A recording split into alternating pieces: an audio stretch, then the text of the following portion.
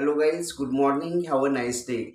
This is Basveshwar Kadgavkar and you all of watching my YouTube channel Speak English with BK. Friends, how are you? I hope all of you guys are fine, may I right? Okay, friends, welcome back to my channel Speak English with BK. Friends, today we are studying very interesting topic, that is the difference between odor and smell. मित्र हो, आजच्या video लेक्चरमध्ये आपण अतिशय महत्त्वाचा असा topic discuss करणार आहोत. तेव्हा व्हिडिओला कुठेही स्किप करू नका, पूर्णतः व्हिडिओ पहा, जेणेकरून तुम्हाला पूर्णतः कन्सेप्ट क्लिअर होतील. Okay, so guys, let's start the difference between odour and smell. मित्र हो, आपल्याला माहिती आहे का ओडर आणि स्मेल मधला फरक? स्मेल म्हणजे काय? स्मेल वास, ठीक आहे. आणि ओडर, ओडर म्हणजे सुद्धा वास. परंतु या दोन्हीमध्ये काय फरक आहे? ज्या स्मेल म्हणजे ज्या गोष्टींचा चांगला वास येतो किंवा सुवास असतो त्या गोष्टीसाठी स्मेल शब्द वापरतात, आणि ज्या गोष्टीचा वाईट वास असतो किंवा दुर्गंध असतो त्या गोष्टीसाठी ओडर असा शब्द यूज करतात. म्हणजे चांगल्या स्मेलसाठी किंवा चांगल्या वासासाठी स्मेल, आणि घाण किंवा दुर्गंध वासासाठी किंवा उग्र वासासाठी ओडर हा शब्द यूज करतात. Clear? I hope all of you guys understand. म्हणजेच चांगला जर वास किंवा सुवास येत असेल तर स्मेल, आणि वाईट किंवा दुर्गंध येत असेल किंवा वाईट वास येत असेल तर ओडर. ठीक आहे.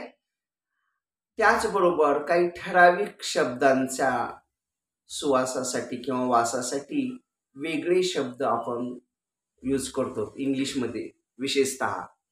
फॉर एक्झाम्पल, फुलांचा सुवास असेल, म्हणजे गुलाबाचे फूल असेल, मोगऱ्याचे असेल, तर हा कसा झाला? चांगला वास झाला. आणि चांगल्या वासासाठी आपण स्मेल यूज करतोच, परंतु फुलांचा जर सुवास असेल किंवा अत्तरचा किंवा स्प्रेचा किंवा परफ्यूमचा इत्यादींचा सुवास असेल तर त्यासाठी स्मेल न यूज करता आपण फ्रॅग्रन्स. काय यूज करायचं? फ्रॅग्रन्स. म्हणजे उदाहरणार्थ रोज हॅव अ गुड फ्रॅग्रन्स, म्हणजे गुलाबाला अतिशय चांगला वास येतो, किंवा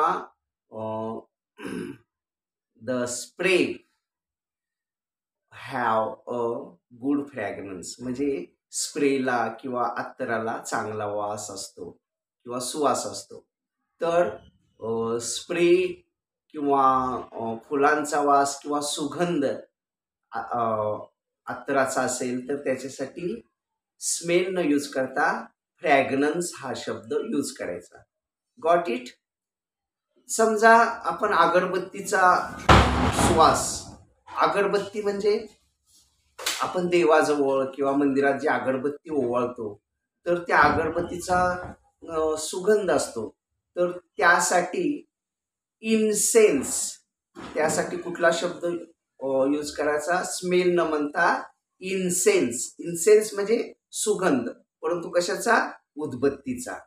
ठीक आहे. शिवाय मातीचा सुवास, ज्या वेळेला पावसाळ्याच्या पूर्वी नवीन नवीन सुरुवातीचा जो पाऊस येतो त्याचा एक वेगळाच आनंददायी किंवा अतिशय आल्हाददायक असा सुगंध सुटलेला असतो, म्हणजे पहिल्या पावसाचा. तर त्या सुवासासाठी आपण अर्थी स्मेल, अर्थी स्मेल, EARTHY, अर्थी स्मेल म्हणजे मातीचा सुगंध असा शब्द वापरतात. तसेच खाण्याचे जे पदार्थ आहेत किंवा मसाल्याचा वास असेल, मसाल्याचा पण सुगंध असतो. मसाले जिरे, हिंग किंवा शहाजिरे वगैरे वगैरे, तर यांच्या सुवासासाठी ॲरोमा, ॲरोमा हा वर्ड यूज करतात, ॲरोमा. तसेच शरीराचा जो वास येतो, शरीराचा शक्यतो दुर्गंध येत असतो शरीराचा, तर त्या शरीराच्या वासासाठी ओडर असे म्हणतात. म्हणून तर आपण स्प्रे वगैरे शरीरावर मारतो ना. तर शरीराच्या वासासाठी ओडर हा शब्द यूज करतात. तसेच धुराचा वगैरे वास असेल, धूर मग ते कसल्याही प्रकारचा किंवा कोण स्मोकिंग वगैरे करत असेल साईडला किंवा बिडीचा वास येत असेल किंवा सिगारेटचा वास येत असेल किंवा इतर धुराचा येत असेल, तर यासाठी कुठला शब्द यूज करतात?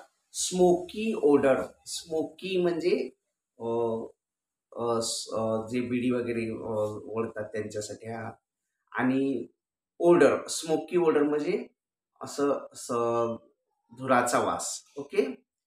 अतिशय दुर्गंधीचा वास येत असेल, अतिशय घाण असा वास येत असेल, विशेषतः टॉयलेटमधला किंवा गटारीचा वगैरे, तर त्यासाठी स्टिंक स्टिंक हा शब्द यूज करतात. अतिशय घाण वासासाठी स्टिंक हा वर्ड वापरतात.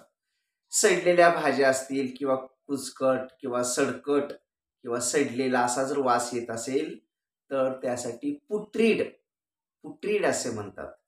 पुट्रीड पुट्रीड ओडर म्हणजे अतिशय सडका असा घाण असा वास. तसेच जळालेला, काही जळाल्यावर पण वास येतो बघा, वस्तू जळतात, टायर जळताना वगैरे वगैरे. तर हा जळकट जो वास असतो त्याच्यासाठी ॲक्रिड हा शब्द वापरतात. जळकट वासासाठी ॲक्रिड हा शब्द वापरतात. तर मित्रांनो, आपण एवढं लक्षात ठेवूया की चांगला वास येत असेल म्हणजे सुगंध येत असेल तर स्मेल, आणि वाईट वास किंवा दुर्गंध येत असेल तर त्यासाठी ओडर. ठीक आहे. त्यानंतर फुलांचा किंवा अत्तराचा वास असतो किंवा सुवास असतो, त्याच्यासाठी फ्रॅग्रन्स म्हणजे चांगला वास. किंवा अगरबत्तीचा चांगला वास असेल तर त्यासाठी इन्सेन्स असा शब्द यूज करतात. तसेच खाण्याचे किंवा मसाल्याचे पदार्थ असतील तर त्याच्यासाठी ॲरोमा ॲरोमा हा शब्द यूज करतात. शरीराची दुर्गंधीचा वास येत असेल तर ओडर किंवा बॅड ओडर, अतिशय दुर्गंध वास. किंवा धुराचा वगैरे वास येत असेल तर स्मोकी ओडर असे म्हणतात. शिवाय अतिशय दुर्गंध, एकदम घाणेरडा वास येत असेल तर त्याच्यासाठी स्टिंक हा शब्द वापरतात. तसेच सडलेला वास येत असेल किंवा कुचकट सडलेला वास येत असेल तर पुट्रीड पुट्रीड ओडर असे म्हणतात. आणि जळलेल्या वस्तू किंवा जळालेला वास येत असेल तर त्याच्यासाठी ॲक्रिड हा शब्द यूज करतात. I hope all of you guys understand today's topic very well. And even if there is any type of difficulty, any type of conclusion about this topic, then please contact me, or you just put your difficulty in comment box. I will try to sort out your difficulty 101%. Okay.